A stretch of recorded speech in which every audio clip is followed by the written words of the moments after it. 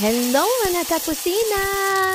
Ngayon, gagawa tayo ng crispy sutanghon with cheese sauce. Nakatry na ba kayo kumain ng ganito? Kung hindi pa, tara, umpisahan na natin. Maglagay lang tayo ng mantika. Dapat medyo madami ang mantika na ilalagay natin. Ito pa lang sutanghon na gagamitin natin. Medyo malapit lang sa camera, kaya malaki tingnan. Bilhin lang po siya kaliit. 1.59 ounce lang po yan. Baliktarin lang po natin para maluto ang ibang side.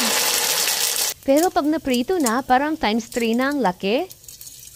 Pwede na natin hanguin at set aside muna natin. Gagawa muna tayo ng sauce. At dito sa ating frying pan, maglagay lang ng evaporated milk, cornstarch,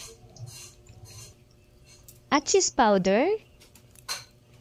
Dagdag gulay din yan sa ating cheese sauce. I-mix-mix lang natin hanggang sa matunaw ang cornstarch. At dito, iset lang natin ang stove sa low heat. At mix-mix lang natin. Once kumulo na, pwede na natin ilagay ang ating cheese. At mix-mix lang natin hanggang sa matunaw ang ating cheese. Gusto ko, ganito lang ang timpla ng aking cheese sauce. Pwede nyo naman lagyan ng paminta or kung ano pa ang gusto nyo ilagay.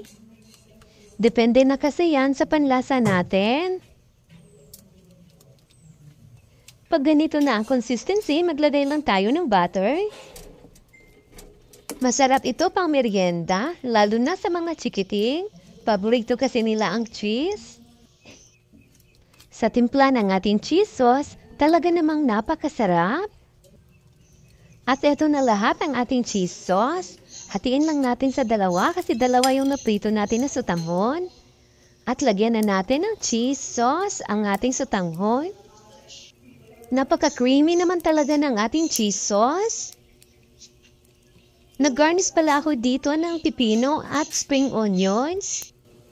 At ito na ang ating cheesy, crispy sutanghon.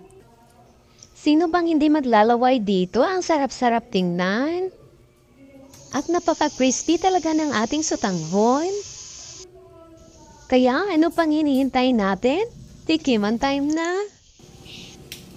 Sa laki nito, talagang hindi ka mabibitin. Ang sarap! Napaka-crispy at cheesy naman ang ating sauce.